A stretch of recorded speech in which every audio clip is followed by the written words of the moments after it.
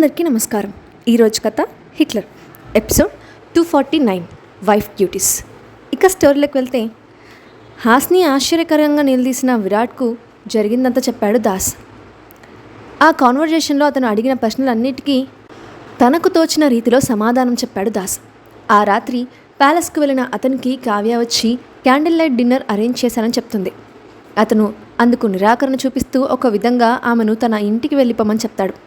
అందుకు ఆగ్రహించిన కావ్య ఆవేశంలో నోరు జారడంతో ఆమె మీద సీరియస్ అయి గదిలోకి వెళ్ళిపోయాడు విరాట్. మరుసటి రోజు అతనికి క్షమాపణలు చెప్పి తన ఇంటికి పయనమైంది కావ్య.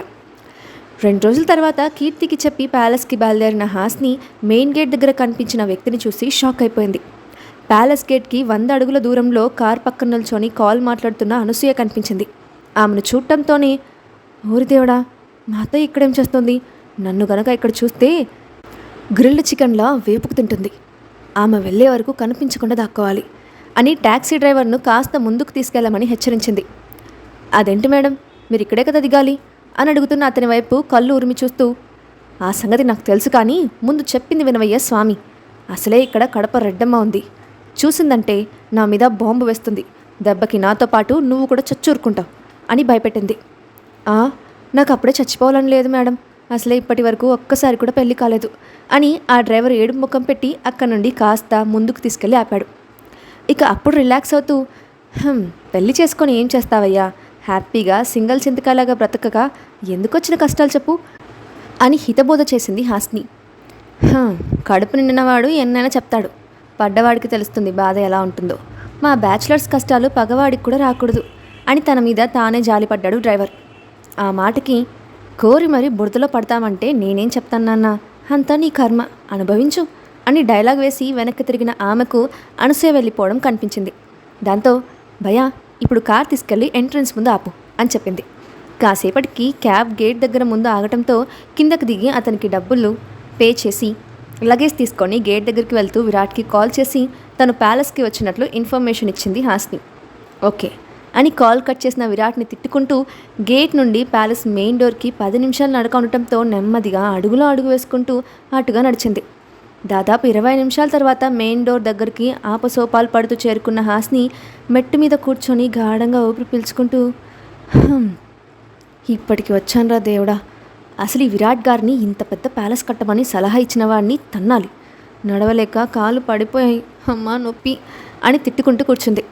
ఇంతలో 10 నిమిషాల దూరానికి 20 నిమిషాలు నడిచిన ఘనత నీకే దక్కుతుంది అని వెటకారంగా వినిపించిన విరాట్ వాయిస్కి ఉలిక్కిపడి వెనక్కి తిరిగింది హాస్ని. అక్కడ కారుకి ఆనుకొని చేతులు కట్టుకొని స్టైల్గా నిలబడిన అతని వైపు కొరకొర చూస్తూ, నన్ను ఇంత దూరం నడిపించకపోతే లిఫ్ట్ ఇవ్వచ్చుగా అని ఉక్రోషంగా అడిగింది. నీకు నేనెందుకు ఇవ్వాలి లిఫ్ట్, అవసరం నాకేముంది, నేనేమన్నా నిన్ను క్యాబ్లో రమ్మని చెప్పానా, ఇంత దూరం నడవమని చెప్పానా, వచ్చే ముందు కాల్ చేస్తే కార్ పంపిస్తాను కదా, అప్పుడేమో అడగడానికి ఫోర్స్ కొట్టి ఇప్పుడు నన్ను అంటున్నావా అని అడిగాడు విరాట్. నా కర్మ, కానీ మిమ్మల్ని అడిగాను, నా టైం బాగోలేక మీ చేతిలో బుక్ అయ్యాను అని మూతి తిప్పుకుంటూ లోపలికి నడిచింది. ఈ ఓవర్ యాక్షన్ కాస్త తగ్గించుకుంటే నీకే మంచిది, బ్రెయిన్ అనేది యూజ్ చేసి ఉంటే ఈ శ్రమ తప్పేది, అక్కడున్నదంతా మట్టే కదా, అందుకే ఇన్ని తంటాలు పడుతున్నావు అని సెటైర్ వేసి ఆమె వెంట లోపలికి నడిచాడు. ఇంతలో హాస్ని రావడం గమనించిన సరిత ఇంకా సూరజ్ ఆనందంగా ఆమెకు ఎదురొచ్చారు. ఆమె చేతిలో ఉన్న లగేజ్ తీసుకుంటూ, మిమ్మల్ని చూసి చాలా ఆనందంగా ఉంది మేడం, ఎలా ఉన్నారు, మీరు తిరిగి రావడం చాలా ఆనందంగా ఉంది అని నవ్వుతూ మాట్లాడాడు సూరజ్. ఐఎమ్ ఫైన్ సూరజ్, ఇక్కడే ఉంటాను, డోంట్ వరీ అని. ఇంతకీ నువ్వెలా ఉన్నావు సరిత అని అతని పక్కన నిలబడిన ఆమెను అడిగింది హాస్ని. నేను బాగానే ఉన్నాను మేడం, మీరు వెళ్ళాక ప్యాలెస్లో కల పోయింది, ఇప్పుడు మీరు వచ్చారు కదా తిరిగి కల వచ్చేసింది, ఇక ఎప్పుడు అలా వెళ్ళిపోకండి మేడం, ఆ రోజు మిమ్మల్ని చూసి చాలా భయపడ్డాను అని బాధగా చెప్పింది సరిత. అప్పుడు నేనున్న పరిస్థితి అలాంటిది, ఇక ఇక్కడే ఉంటాను కదా, ఫీల్ అవ్వకు, సరే నాకు కాస్త అలసటగా ఉంది, నా రూమ్కి వెళ్తున్నాను అని చెప్పి పైకి వెళ్ళిపోయింది హాస్ని. అప్పటి వరకు అక్కడే ఉన్న విరాట్ పైకి వెళ్తున్న ఆమెను నిర్లిప్తంగా చూస్తూ మాస్టర్ బెడ్రూమ్లోకి వెళ్ళిపోయాడు. కాసేపటి తర్వాత కిందికి వచ్చిన విరాట్ డిన్నర్ చేయడానికి హాస్నిని పిలవమని సరితకి చెప్పడంతో ఆమె గది దగ్గరకు వచ్చి డోర్ కొట్టింది. అప్పటికే గాఢ నిద్రలో ఉన్న హాస్ని చప్పుడుకి బలవంతంగా కళ్ళు తెరిచి ఏంటన్నట్లు సరిత వైపు చూసింది. సార్ మిమ్మల్ని డిన్నర్ చేయడానికి రమ్మంటున్నారు మేడం అని చెప్పింది. దాంతో బలవంతంగా పైకి లేచి ఫ్రెష్ అయి వచ్చి ఆమెతో కలిసి కిందకి వెళ్ళింది హాస్ని. డైనింగ్ టేబుల్ దగ్గర కూర్చొని విరాట్ నిద్రముఖంతో వస్తున్న ఆమెను చూసి, తినకుండా పడుకున్నావేంటి? హెల్త్ ఏమైనా బాగోలేదా అని కన్సర్న్ చూపించాడు. కొంచెం అలసటగా ఉంది విరాట్ గారు అంటూ అతని పక్కన కూర్చొని తినడం మొదలుపెట్టింది. 2 ముద్దలు తిన్నదో లేదో కడుపులో తిప్పినట్టయి వామిట్ రావడంతో తినే ప్లేట్లోనే చేయి కడిగేసి పరుగున వాష్రూమ్కి వెళ్ళింది హాస్ని. కాసేపటికి ముఖం కడుక్కొని నీరసంగా బయటకు వచ్చిన ఆమెను చూసి, ఏమైంది? ఎందుకంత సడన్గా వెళ్ళిపోయావు? ప్రాబ్లం ఎక్కువగా ఉంటే డాక్టర్ని రమ్మని చెప్తాను, లేదా మనమే హాస్పిటల్కి వెళ్దామా అని అడిగాడు విరాట్. అలాంటిదేం అవసరం లేదు విరాట్ గారు, లోపల కొంచెం అనీజీగా ఉంది అంతే, కాస్త రెస్ట్ తీసుకుంటే సరిపోతుంది, నేను వెళ్ళి పడుకుంటాను అని సరితకి ఒక పావుగంట తర్వాత పాలు తీసుకొని తన గదికి రమ్మని చెప్పి అక్కడి నుండి పైకి వెళ్ళిపోయింది. డిన్నర్ సరిగ్గా తినకపోవడం వలన ఆమెను చూసిన అతనికి ఏదోలా అనిపించడంతో తను కూడా సరిగ్గా తినకుండా లేచాడు. అది చూసిన సరిత, అయ్యో సార్, మీరెందుకు మధ్యలో లేచారు? ఏమైనా ప్రాబ్లమా, లేదంటే వంటల్లో ఏమైనా తేడాగా ఉందా అని కంగారుగా అడిగింది. డోంట్ వరీ, అన్నీ బాగానే ఉన్నాయి, నాకే ఆకలిగా లేదు. సరే, నువ్వు వెళ్ళి పాలు తీసుకొనిరా, మేడంకి నేను తీసుకెళ్తాను అని అతడు చెప్పడంతో గబగబా కిచెన్లోకి వెళ్ళి పాలు గోరువెచ్చగా వేడి చేసి గ్లాస్లో పోసి తీసుకొచ్చి అతనికిచ్చింది. ఆ గ్లాస్ తీసుకొని గదిలోకి వెళ్ళిన విరాట్ నిండుగా దుప్పటి కప్పుకొని పడుకున్న ఆమెను తట్టి లేపి పాలు తాగమని ఆమె చేతిలో పెట్టాడు. అయ్యో, సరిత ఉండగా మీరు తీసుకురావడం ఎందుకు విరాట్ గారు? అసలే ఉదయం నుండి ఆఫీస్ వర్క్తో అలసిపోయి ఉంటారు, మీకెందుకు శ్రమ అని అంది హాస్ని.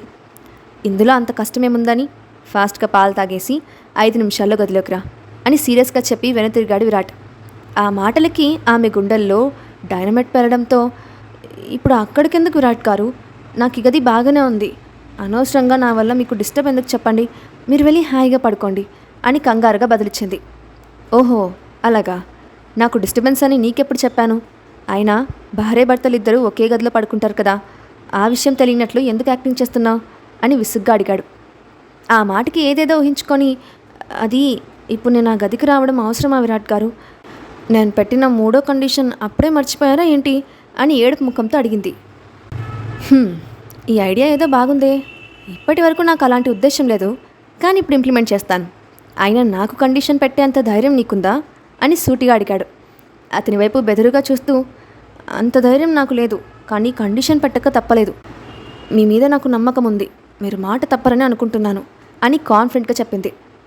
అంత నమ్మకం ఉన్నప్పుడు రావడానికి భయం ఎందుకు? భార్యాభర్తలుగా మనమిద్దరం వేరువేరు గదుల్లో పడుకోవడం నాకు ఇష్టం లేదు, ఆపై నీ ఇష్టం అని ఆమెకు ఆలోచించుకున్న టైం ఇస్తూ తన గదిలోకి వెళ్ళిపోయాడు విరాట్. కాసేపు రకరకాల ఆలోచనలతో మదనపడి ఒక నిర్ణయానికి వచ్చినట్లు పైకి లేచి నెమ్మదిగా మాస్టర్ బెడ్రూమ్ వైపు అడుగులు వేసింది హాస్ని. గదిలో బెడ్ మీద పడుకొని దీర్ఘాలోచనలో మునిగిన విరాట్ తన భుజం మీద తల పెట్టుకొని ఆమెను చూసి భారంగా నిట్టూర్పు వదిలి నుదుటి మీద ముద్దు పెట్టుకొని గాఢంగా హత్తుకొని పడుకున్నాడు. అతని నుండి అలాంటి రియాక్షన్ ఊహించని హాస్ని షాక్ అయిపోయింది. కానీ గాఢమైన అతని పట్టుకు కడుపులోని బేబీ బందీ అవుతుందేమోనని భయంతో కడుపు దగ్గర దిండు అట్టుగా పెట్టి అతని కౌగిల్లో ఒదిగిపోయింది. కానీ అతను అంత ఈజీగా వదిలేస్తాడంటే ఆమెకు నమ్మశక్యం రాలేదు. అతని మైండ్లో ఏముందో తెలియక ఆలోచనల నడుమ ఆ రాత్రి కలత నిద్రపోయింది హాస్ని. మరుసటి రోజు ఆమె నిద్ర లేచేసరికి గదంతా ఖాళీగా కనిపించింది.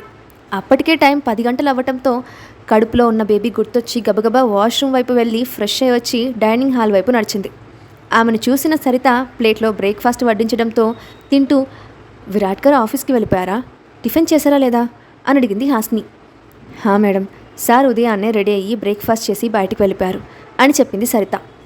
ఇంతలో ఆమెకు కావ్య గుర్తుకు రావడంతో ఆమె గురించి అడిగింది హాస్ని. మీరు ప్యాలెస్కి రావడానికి ముందు రోజు వెళ్ళిపోయారు మేడం, ఏమైందో తెలియదు, వెళ్ళేటప్పుడు సార్కి క్షమాపణలు చెప్పారు అని తనకు తెలిసిన విషయం చెప్పింది సరిత. విరాట్ గారికి క్షమాపణలు చెప్పేంత పెద్ద తప్పు తనేం చేసింది? చూడబోతే ఆ ఇద్దరి మధ్య ఏం జరిగిందో సరితకు తెలియనట్లుంది. విరాట్ గారికి దూరంగా అవటానికి తనను అడ్డు పెట్టుకుందాం అనుకున్నాను. పోనీలే, ఏది జరిగినా మన మంచికే. ప్రస్తుతానికి ఆయన కూడా దూరంగానే ఉన్నారు కాబట్టి వచ్చే ప్రాబ్లం ఏమీ లేదనిపిస్తోంది అని అనుకుంటూ తినడం ముగించి గదిలోకి వెళ్ళి బెడ్ మీద పడుకుంది హాస్ని. ఇంతలో కీర్తి నుంచి కాల్ రావడంతో ఆమెతో కాసేపు మాట్లాడి తన గురించి భయపడుతున్న ఆమెకు తను బాగానే ఉన్నానని సర్ది చెప్పి మాట్లాడడం ముగించి కాసేపటికి గాఢ నిద్రలోకి జారుకుంది. కొద్దిసేపటి తర్వాత పైకి లేచిన సరిత నిద్రపోతున్న ఆమెను చూసి, ఇదేంటి మేడం, ఇంతగా ఎందుకు నిద్రపోతున్నారు? ఒకప్పుడు ఇంత బద్ధకంగా ఉండేవారు కాదే అనుకుంటూ కిందికి వెళ్ళిపోయింది. ఆ రోజు మధ్యాహ్నం భోజనం చేయడానికి మాత్రమే కిందికి వచ్చిన హాస్ని తినడం ముగించి మళ్ళీ యథావిధిగా నిద్రపోయింది. అలా పడుకున్న ఆమె సాయంత్రం విరాట్ ఇంటికి వచ్చే ముందు నిద్రలేచింది. కాసేపటికి ప్యాలెస్కి వచ్చిన విరాట్ సోఫాలో నిండా దుప్పటి కప్పుకొని బుల్లిభూతంలాగా కూర్చొని ఆవలిస్తూ టీవీలో అత్తాకోడళ్ళ అనుబంధం సీరియల్ చూస్తున్న ఆమెతో, ఇప్పుడు నీ హెల్త్ ఎలా ఉంది అని అడిగాడు. ఆ ప్రశ్నకి బాగుందన్నట్లు తల ఊపి మళ్ళీ టీవీలో బుర్ర దూర్చి అందులో వస్తున్న కామెడీ సీన్స్కి నవ్వుతూ ఉంది. ఎదురుగా ఉన్న తనను పట్టించుకోకుండా టీవీలో లీనమైపోయిన ఆమెను చూసి లోపలే ఉక్రోషం తన్నుకు వస్తుంటే కోపంగా టీవీ ఆఫ్ చేసి రిమోట్ అవతలికి విసిరేశాడు విరాట్. అయ్యో, బంగారం లాంటి రిమోట్ ఎందుకంటే విసిరేశారు? అసలు మీకు అంత కోపం ఎందుకు వచ్చింది అని అయోమయంగా ప్రశ్నించిన ఆమెను చూసి కోపం మరింత ఎక్కువ అవ్వటంతో, ఒక వైఫ్ చేయాల్సిన డ్యూటీస్ ఏంటో నీకు తెలుసా అని ప్రశ్నించాడు విరాట్. తెలుసు. భర్త నిద్రలేచిన దగ్గర నుంచి పడుకునే వరకు అతనికి సంబంధించిన పనులన్నీ దగ్గరుండి చూసుకోవడం అని గుక్క తిప్పుకోకుండా చెప్తూ ఇంతలో ఆమె చేసిన తప్పిదం గుర్తుకు రావడంతో గతుక్కుమంది హాస్ని పాప.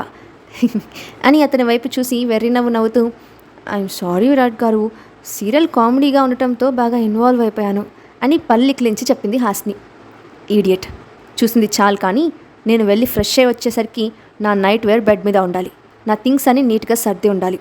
ఉదయం నుంచి పడుకొనే ఉన్నావు కదా, ఇప్పుడు కాసేపు పని చేయి, బద్ధకం కాస్తనా తగ్గుతుంది అని సీరియస్గా చెప్పి గదిలోకి వెళ్ళిపోయాడు విరాట్. అతను చెప్పిన దానికి మనసులోనే బండబూతులు తిట్టుకుంటూ నిదానంగా గదిలోకి వెళ్ళిన హాస్ని అతను చెప్పిన పనులన్నీ చేసి చల్లగాలికి బాల్కనీలో కూర్చుంది. కాసేపటికి దీర్ఘాలోచనలో మునిగిన ఆమెను 2 చేతులతో గాఢంగా చుట్టుకున్నాయి. ఇదిలా ఉండగా ప్యాలెస్ నుంచి తిరిగి వచ్చిన దగ్గర నుండి ఏదో కోల్పోయిన దానిలా ముభావంగా ఉంటున్న కావ్యను చూసి వసుమతికి అనుమానం వచ్చింది. దాంతో ఆమెను గదిలోకి లాక్కెళ్ళి, ఇక ప్యాలెస్లోనే ఉంటావని చెప్పిన దానివి సడన్గా ఎందుకు వచ్చేసావు? అప్పటి నుంచి దిగులుగానే గదిలో కూర్చుంటున్నావు, అసలు ఏమైంది అక్కడ? నువ్వు బాధపడే విధంగా ఏమైనా జరిగిందా అని ప్రశ్నించింది. ఆ మాటకి ఆమెను పట్టుకొని వెక్కి వెక్కి ఏడుస్తూ విరాట్కి తనకి మధ్య జరిగిన గొడవ గురించి చెప్పింది. ఆమె చెప్పిందంతా విన్న వసుమతి నిర్ఘాంతపోతూ, ఎంత పెద్ద సంఘటన జరిగిన నీలో ఉన్న ఎమోషన్స్ బయటికి కనిపించకుండా బ్యాలెన్స్డ్గా ఉండే నువ్వు ఎందుకు నోరు జారావు? దానికి నువ్వు చెల్లించాల్సిన మూల్యం ఏంటో తెలుసా? నీ తొందరపాటుతనానికి ఫలితం ఏంటో తెలుసా? అసలు ప్యాలెస్లో ఏం జరుగుతుందో కొంచెమైనా తెలుసా అని కోపంగా ప్రశ్నించింది. ఎప్పుడూ తనతో నవ్వుతూ ఉండే అత్తయ్య మొదటిసారి కోప్పట్టంతో షాక్గా చూస్తుండిపోయింది కావ్య. ఇంతకీ ప్యాలెస్లో ఏం జరుగుతోంది? హాస్ని తిరిగి వచ్చిన విషయం కావ్యకి తెలుస్తుందా? ఇప్పుడు వసుమతి ఏం చెప్పబోతుంది? హాస్నికి ఇంకా విరాట్ ఇద్దరి మధ్య కొత్త సమస్యలు ఏమైనా రాబోతున్నాయా? నెక్స్ట్ పాటలో చూద్దాం. Thanks for watching.